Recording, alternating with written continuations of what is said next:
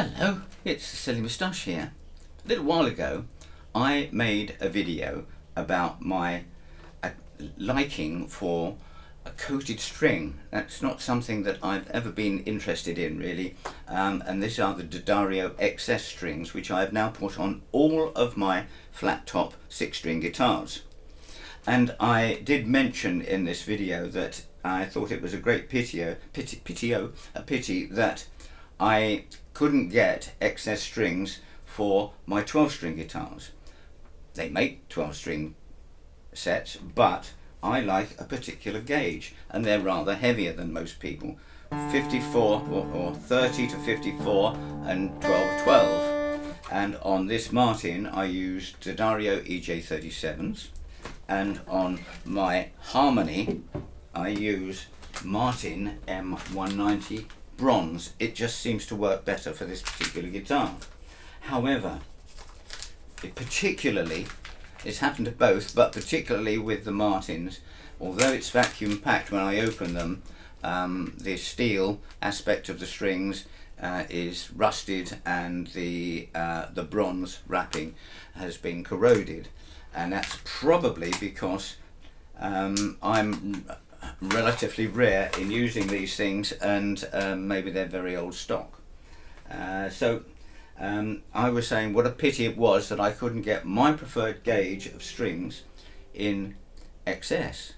Now a gentleman called Luke in D'Addario saw my video, and he contacted me and offered to make up sets of single strings for me to try, which I intend to do, and I will make the subject of another video when I've gone through the process of restringing both of these guitars. So watch this space for that, and Luke, thank you very much for your consideration. I also have a little bit of a challenge with the cats come for a visit, with using a capo on a 12-string. Now on my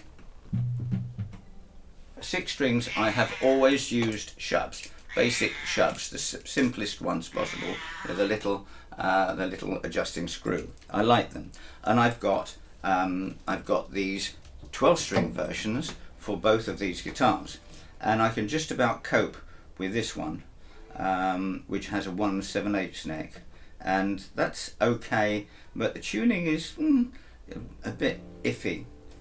And I had decided that I was going to try and get a stirrup or cradle type capo from a boutique capo manufacturer in the States. Went through a very lengthy selection process, and then they told me at the end that they wouldn't ship anything to the UK.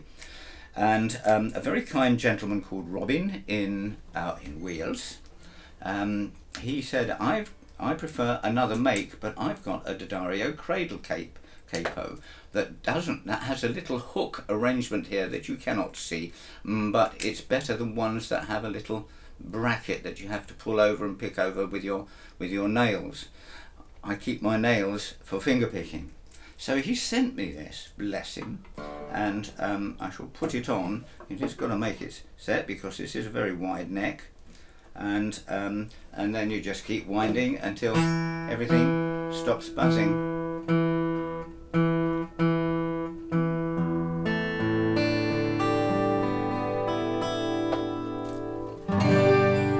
And that's great, solve the problem, okay? But my Harmony has a 2-inch nut. It's a very wide neck, and so when I put something like this on it, it tends to do that very quickly, and that's embarrassing in front of an audience. So the gentleman at D'Addario thought he might be able to resolve the problem for me, and sent me this. This is a Pro Plus capo. Oh, okay. Well, bless your heart. So I put it on. I don't know how to put it on. Doesn't matter which way around, I don't think. It's very nicely coated, so although it's metal, the metal doesn't touch the guitar in any way. So I'm just winding it up here.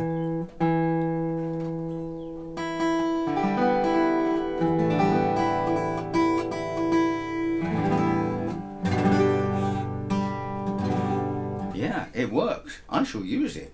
Thank you very much, Luke. So that's a problem solved. Now, tuning up a 12 string is never much fun. It's certainly not much fun for anybody who's watching you tune up on stage. And I've had a long relationship with things such as this, and pitch pipes, and then we went to the first electronic tuner, which was my PT2 electronic tuner. Look at that thing, and it still works, bless it. It cost me fortune. And then we went to Sabine tuners. Wonderful idea.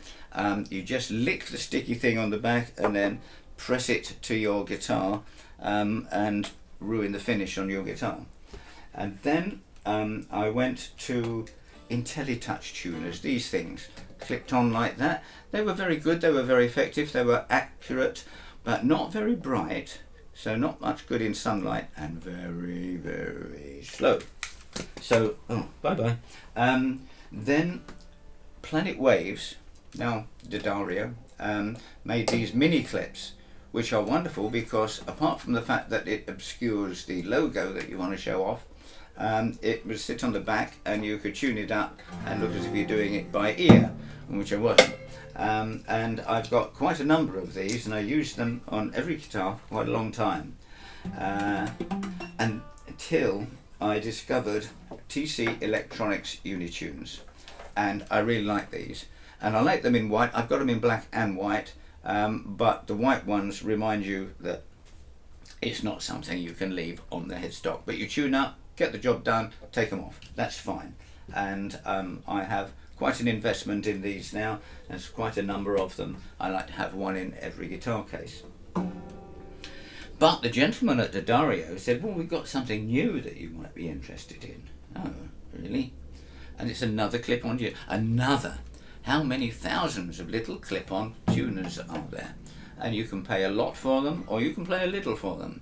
This one is something that they're calling the Nexxus 360, a USB rechargeable one, without the bother of changing batteries.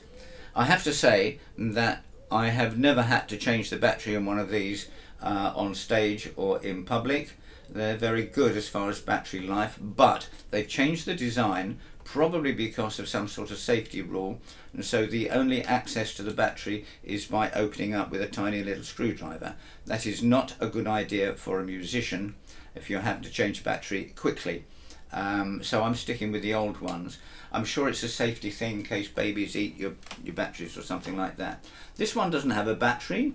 This is just a USB charged, and when you actually switch it on, what I do like about it is it's very, very bright. So you'll be able to see that when we get some sunlight, and it's pretty quick. I tuned up both of these 12 strings this morning, and it took me far less time than I anticipated. So I won't bore you by actually showing you someone tune up a 12-string guitar, but if you like that sort of thing, this is a Nexxus 360, and yeah, it's an effective product. See no problems with it whatsoever, really. So that is just a story of how my YouTube channel got seen by someone who had some problems, some solutions for me. And I don't know whether these will ever be made as an item. Perhaps he's just asking me to test them, but I certainly will.